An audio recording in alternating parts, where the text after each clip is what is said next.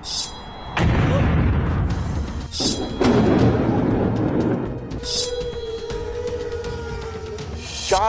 Kilometre রাশিয়ার ভেতরে এই অপারেশনটা যদি লোকাল সাপোর্ট না থাকতো তাহলে এই অর্গানাইজেশনটা সফলতার সঙ্গে ইউক্রেন করতে পারত না। সবাই কিন্তু ওয়েট করে আছে যে পুতিনের কি রেসপন্ড হবে, পুতিন কিভাবে এই রিয়াকশন করবে, আর কোন দিকে এই রাশিয়া ইউক্রেন যুদ্ধটা প্রোগ্রেস করবে। পৃথিবীর কোনো ইন্টেলিজেন্স সিস্টেমই ফুল প্রুফ হয় না, সেখানে কোনো না কোনো ফাঁক ফোকর থেকে যায়। প্রায় 1.5 বছর ধরে জেলেনস্কি এই অপারেশনটা প্ল্যান করেছে, আর সেটা এক্সিকিউট হলো আলটিমেটলি এই 1 তারিখে।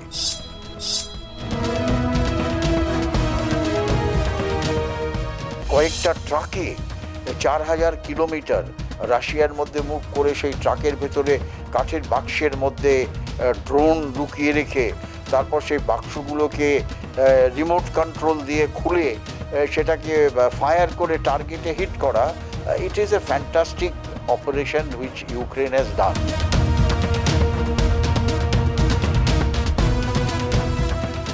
রাশিয়ার ভূখণ্ডের মধ্যে ঢুকে ইউক্রেনের ড্রোন হামলা, গোটা বিশ্ব চমকে গিয়েছে এই হামলায়।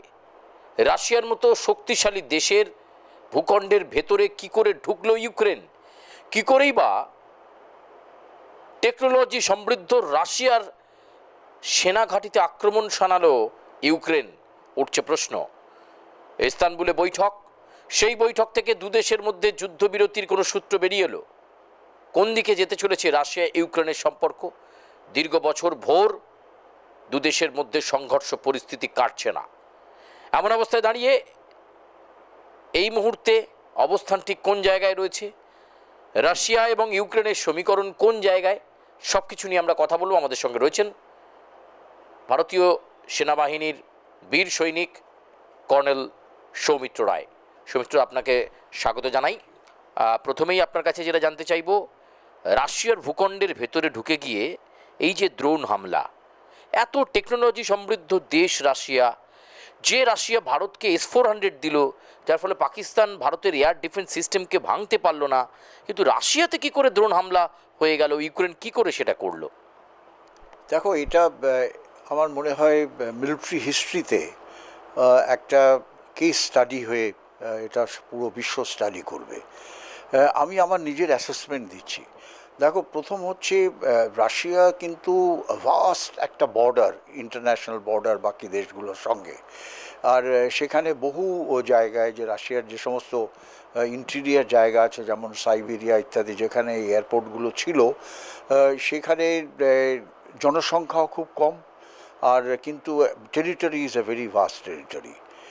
কিন্তু রাইটলি আমি মনে করি এটা একটা ইন্টেলিজেন্স ফেলিয়ার। দেখো, আমরা সবাই বলি যখন এই ধরনের ঘটনা হয়ে যায় ইন্টেলিজেন্স ফেলিয়ার, কিন্তু ইতিহাস প্রমাণ করেছে, আর এখনও হলো, যে পৃথিবীর কোনো ইন্টেলিজেন্স সিস্টেমই ফুল প্রুফ হয় না, সেখানে কোনো না কোনো ফাঁক ফোকর থেকে যায়। তাই এটা এখন পর্যন্ত যা আমরা জানতে পাচ্ছি, যে প্রায় 1.5 বছর ধরে জেলেনস্কি এই অপারেশনটা প্ল্যান করেছে, আর সেটা এক্সিকিউট হলো আলটিমেটলি এই 1 তারিখে। কিন্তু আমি যদি জেলেনস্কির ব্যাকগ্রাউন্ডটা দেখি, ভিসাভিস পুতিনের ব্যাকগ্রাউন্ডটা দেখি, নর্মালি যখনই এইরকম মিলিটারি স্টাডি করা হয়, যারা মিলিটারি লিডার তাদের ব্যাকগ্রাউন্ডটা স্টাডি করা অত্যন্ত প্রয়োজন। Zelensky basically was A comedian, he was not a military man, ঠিক আছে? ওয়ের হেজ পুতিন হচ্ছে, জানি না কত লোক জানে, এস ফাইটার পাইলট। রাশিয়ার সব থেকে latest aircraft, fighter aircraft, Putin can pilot. Secondly, Putin হচ্ছে গ্রাউন্ড কমান্ডো। উনি রাশিয়ার কমান্ডোরা গ্রাউন্ডে যে ধরনের কঠিন ট্রেনিং করে একটা গুড ফায়ারার হয়ে কমান্ডো হয়, পুতিন কিন্তু তারও এক্সপার্ট। আর থার্ড হচ্ছে, আবার বলি, Putin is very good in under water সাবমেরিনের সঙ্গে সে সাঁতার কাটে সমুদ্রের নিচে। এটা হচ্ছে পুটিনের ব্যাকগ্রাউন্ড। নাও জেলেনস্কি এই প্ল্যানটা নিজে করলো না, জেলেনস্কিকে তার ইউরোপিয়ান ইন্টেলিজেন্স এজেন্সি তাকে হেল্প করলো, বা ইভেন আমেরিকান ইন্টেলিজেন্স এজেন্সি তাকে হেল্প করলো, ইতিহাস সেটা প্রমাণ করবে কি এটা কার প্ল্যানে এটা হলো। কিন্তু আরেকটা জিনিস এর মধ্যে বেরিয়ে এলো, অত্যন্ত গুরুত্বপূর্ণ জিনিস, যে দেখো শুধু যে আমরা ইন্টেলিজেন্স এখন কি হয়ে গেছে, একটা জোর দিয়েছি আমরা ইলেকট্রনিক ইন্টেলিজেন্সের ওপরে, যে ইলেকট্রনিক সার্ভেলেন্স করে আমরা সব কিছু জানতে পারবো। এটা কিন্তু একটা ভুল ধারণা। ইলেকট্রনিক সার্ভেলেন্সকে should be countered by should be coordinated by human intelligence. Very important. আগের দিনে তো ইলেকট্রনিক ইন্টেলিজেন্স ছিল না, হিউম্যান ইন্টেলিজেন্স মেইন থিং। যেই ধরনের অর্গানাইজেশন এই ধরনের একটা অ্যাক্টিভিটিস করবে একটা দেশের মধ্যে, সেই অর্গানাইজেশনের মধ্যে তোমার লোক থাকতে হবে। আর এখানে আরেকটা জিনিস আমি না বলে পারছি না, 4,000 কিলোমিটার রাশিয়ার ভেতরে ইউক্রেনের বর্ডার থেকে, অবভিয়াসলি সেখানে যদি লোকাল সাপোর্ট এই এই অপারেশনটা যদি লোকাল সাপোর্ট না থাকতো, তাহলে এই অর্গানাইজেশনটা সফলতার সঙ্গে ইউক্রেন করতে পারতো না। তা এইগুলো বেরিয়ে আসছে, এইগুলো আস্তে আস্তে বেরিয়ে আসছে। কিন্তু এর মধ্যে কোনো ডাউট নেই যে এই ধরনের একটা কয়েকটা ট্রাকে 4,000 কিলোমিটার রাশিয়ার মধ্যে মুভ করে, সেই ট্রাকের ভেতরে কাঠের বাক্সের মধ্যে ড্রোন লুকিয়ে রেখে তারপর সেই বাক্সগুলোকে রিমোট কন্ট্রোল দিয়ে খুলে সেটাকে ফায়ার করে টার্গেটে হিট করা, it is a fantastic operation which Ukraine has done. এর মধ্যে কোনো ডাউট নেই, এর মধ্যে কোনো ডাউট নেই। কিন্তু এর পরবর্তীকালে এর কি রিপারকাশন হবে, অ্যাট দি সেম টাইম আমরা দেখলাম যখন এই ঘটনাটা ঘটলো তোমার টার্কিতে ইস্তাম্বুলে, কিন্তু রাশিয়া আর ইউক্রেনের রিপ্রেজেন্টেটিভের মধ্যে সিজ ফায়ার এগ্রিমেন্ট নিয়ে একটা ডিসকাশন হচ্ছিল। তো সেই ডিসকাশনে এখন পর্যন্ত যা জানতে পারলাম যে রাশিয়ানরা বেশ কিছু পয়েন্ট দিয়েছে কি ইউক্রেন তোমরা যদি এই পয়েন্টগুলো মানো তাহলে আমরা সিজ ফায়ার করতে রাজি আছি। ইউক্রেন বলছে আচ্ছা আমরা এগুলো স্টাডি করব, আমরা স্টাডি করে আমরা ডিসিশন নেব। কিন্তু কয়েকটা জিনিস ইমিডিয়েট ডিসিশনে দুটো দেশই এগ্রি করলো। প্রথম কথা হচ্ছে প্রায় 1,000 ডেড সোলজারের বডি দুটো দেশের মধ্যেই, রাশিয়ান ডেড সোলজারের বডি ইউক্রেনের কাছে পড়ে আছে, ইউক্রেনের ডেড সোলজারের বডি রাশিয়ার কাছে পড়ে আছে। এই ডেড সোলজারের বডি এক্সচেঞ্জ হবে।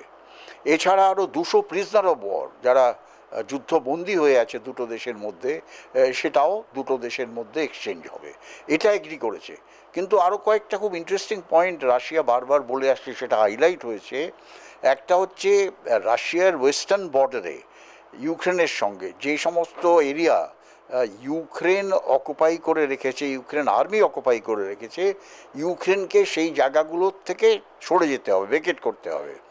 নেক্সট পয়েন্ট হচ্ছে যে ইউক্রেনের মধ্যে কোনো ধরনের বিদেশি সৈন্য সেখানে থাকতে পারবে না। মেইনলি নেটো তো কোশ্চেন ডাজন্ট অ্যারাইজ, যেটা রাইট ফ্রম দি বিগিনিং রাশিয়ার একটা পয়েন্ট ছিল যে নেটোকে কিছুভাবেই ইউক্রেনে ঢুকতে দেবে না নেটো সোলজার।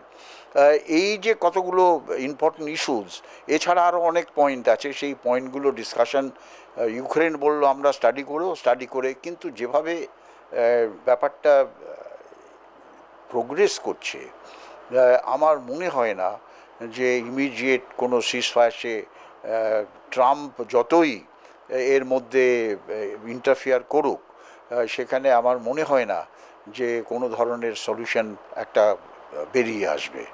তার ব্যাপার হচ্ছে দেখো, আমি যদি পুটিন হতাম, এটা আমাদের মিলিটারি মাইন্ড, আমার কাছে কি অপশন আছে? ফার্স্ট অপশন হচ্ছে যে হিউমিলিয়েশনটা আমার হলো, আমার 41টা এয়ারক্রাফট ডিস্ট্রয় হয়ে গেল আমার দেশের মধ্যে 4,000 কিলোমিটার ভেতরে ঢুকে, এই যে, আর আমি একটা super power, Ukraine is not a super power. তারা যদি এটা করতে পারে, এই হিউমিলিয়েশনটা, আমার পজিশন বিশ্ববাসীর কাছে কোথায় থাকবে? আমি কি সেই হিউমিলিয়েশনটা নেব? আমি আপনার কাছে এই প্রশ্নে আসবো। ঠিকই বলেছেন, রাশিয়ার মতো শক্তিধর দেশ, তারা এরম ধাক্কা খেলো এবং 4000 কিলোমিটার ভেতরে ঢুকে গিয়ে আক্রমণ, সেনাঘাঁটিতে একাধিক ধ্বংসলীলা। আন্তর্জাতিক ক্ষেত্রে পুতিনের একটা ফেস ডাউন অবশ্যই হলো, যদি না তিনি এই মুহূর্তে কোনো প্রত্যাঘাতের পরিবেশ তৈরি করেন। কি তাই তো? দেখো, আমি দেখলাম যে ইন্টারন্যাশনাল মিডিয়া এই মুহূর্তে প্রত্যেকটি মিডিয়া হাউস একটা স্তব্ধ, যেরকম ঝড় ওঠার আগে একটা চারদিকে প্রকৃতির মধ্যে একটা স্তব্ধতা আসে, সেরকম একটা স্তব্ধর পরিবেশ কিন্তু বিশ্বব্যাপী হলো। সবাই কিন্তু ওয়েট করে আছে যে পুতিনের কি রেসপন্ড হবে, পুতিন কিভাবে এই রিয়াকশন করবে, আর কোন দিকে এই রাশিয়া ইউক্রেন যুদ্ধটা প্রোগ্রেস করবে।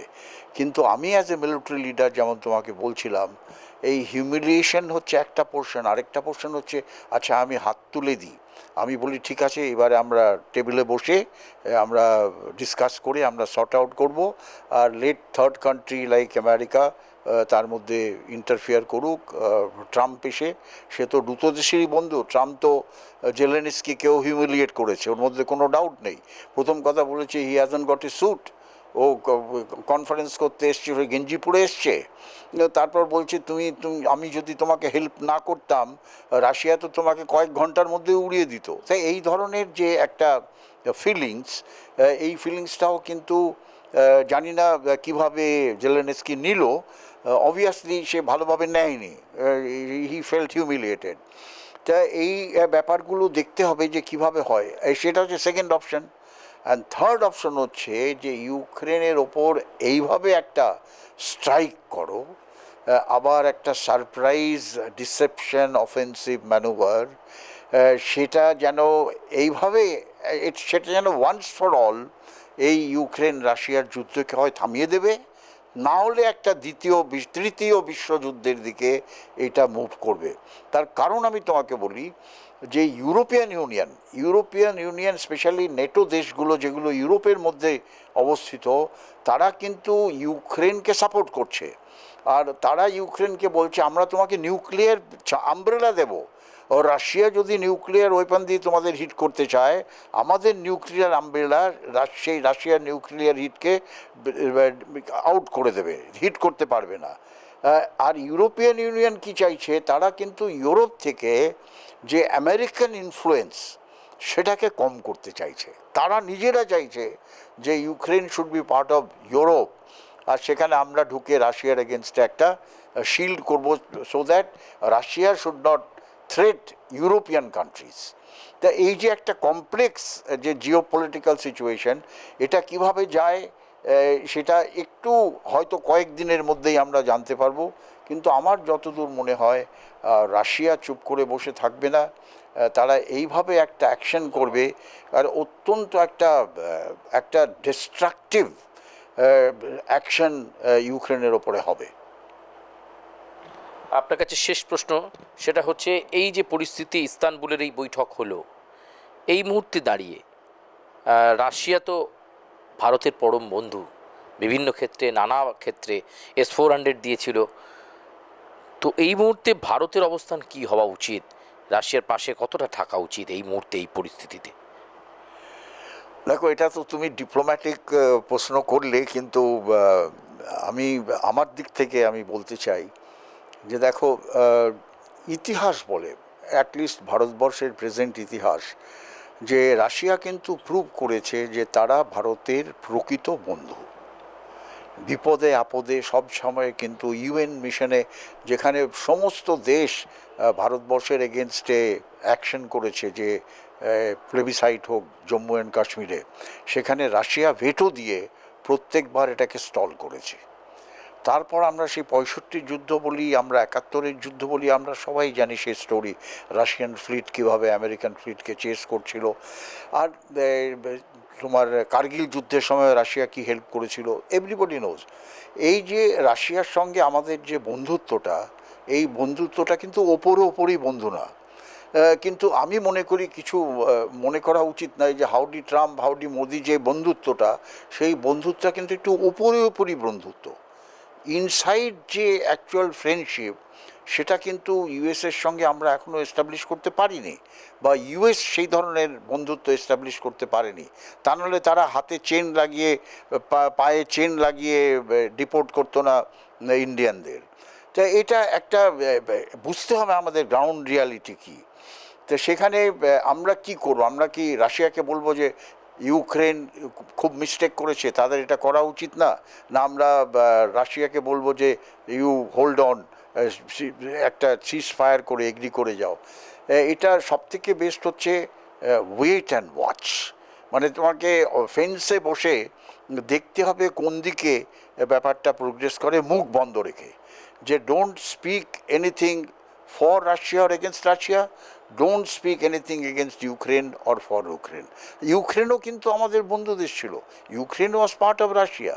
তুমি অবাক হয়ে যাবে যে T-92 ট্যাঙ্ক আমাদের এখন, যেটা আমরা নিজেরা বানাচ্ছি, সেটা তখনকার দিনে Ukraine which was part of Russia, Ukraine থেকে তৈরি হয়েছে আমাদের কাছে, তার টেকনিক্যাল ডিটেল আমাদের কাছে। সিমিলারলি টাট্রা, যে ট্যাঙ্ক ট্রান্সপোর্টার, ট্রাকটার ওপরে আমাদের যে সমস্ত মিসাইল আমরা বেস করে রেখেছি, পৃথ্বীর থেকে আরম্ভ করে বাকি সমস্ত missile, surface two surface, surface two air missile, ওই গাড়িগুলো সব ইউক্রেনের তৈরি। সিমিলারলি আমাদের একটা বিশাল ছাত্রদল ডাক্তারি পড়তে ইউক্রেনে গিয়েছিল। তা ইউক্রেনের সঙ্গে আমাদের বন্ধুত্ব কিন্তু নট ব্যাড। আমরা কোনোদিনই ইউক্রেনকে বলিনি কি তোমরা যা করছো ভুল করছো, বা রাশিয়া যা করছে, রাশিয়াকেও আমরা বলিনি তোমরা যা করছো ভুল করছো।